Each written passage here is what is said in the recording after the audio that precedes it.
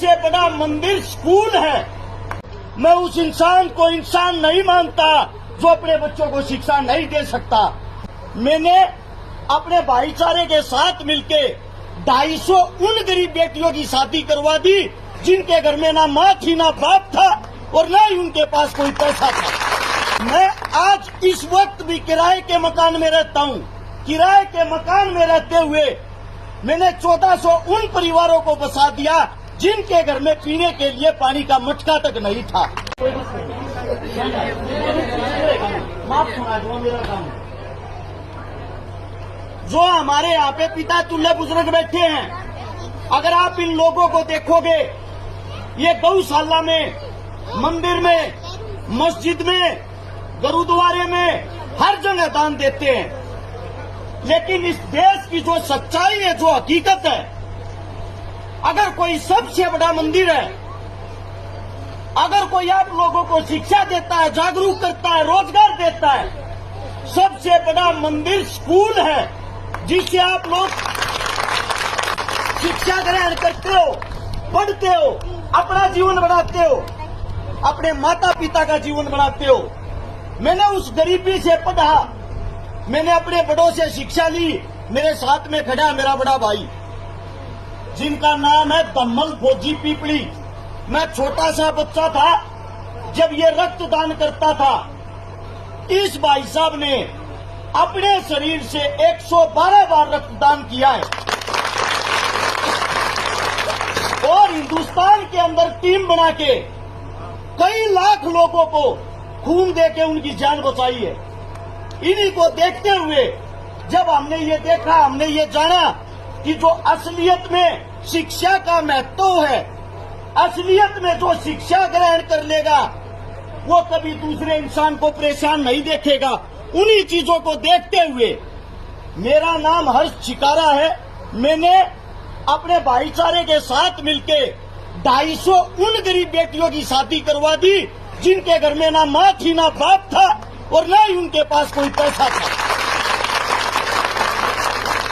मैं आज इस वक्त भी किराए के मकान में रहता हूँ। किराए के मकान में रहते हुए मैंने 1400 उन परिवारों को बसा दिया जिनके घर में पीने के लिए पानी का मटका तक नहीं था। 27.5 करोड़ रुपए की नगद मदद उन गरीब भाई बहनों की कर चुका हूँ जिनके पास कोई आस उम्मीद का साधन नहीं था। मैं आप सभी साथियों को बता दूं, मैं ये नहीं बता रहा आप लोगों को मैंने क्या किया है। मैं आप लोगों को ये बता रहा हूँ, मेरे पास न पढ़ने के लिए पैसा था, न खाने के लिए पैसा था, लेकिन मैंने इस पढ़ाई को नहीं छोड़ा। आज भी मैं अभी इसी साल मैंने लॉ कंप्लीट की है, वकालत की पढ़ाई। आज भी मैं 4 घंटे हर रोज पढ़ता हूँ। उसी पढ़ाई के कारण मैं ये सब काम कर पाया हूँ।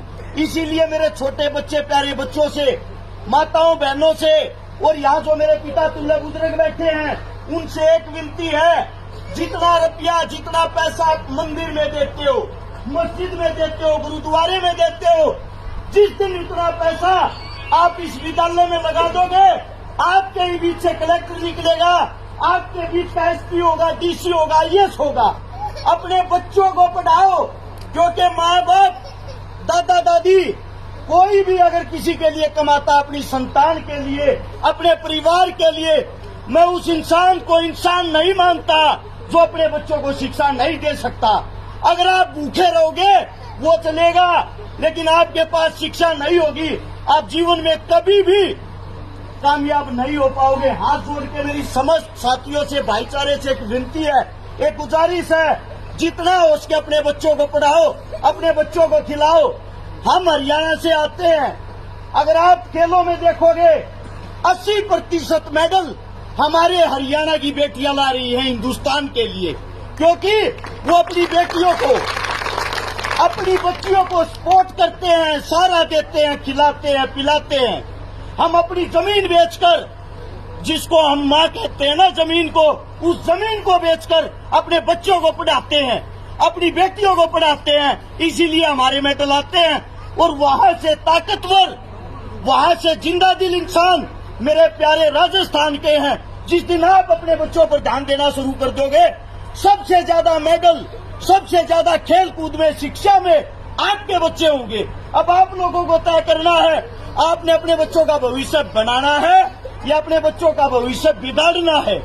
अगर मेरे मुख से कोई गलत शब्द निकला हो, कोई गलत बात निकली हो, उसके लिए हाथ जोड़ के क्षमा चाहता हूँ। सभी को राम राम, जय हिंद। धन्यवाद बहुत बहुत भाई साहब आपको।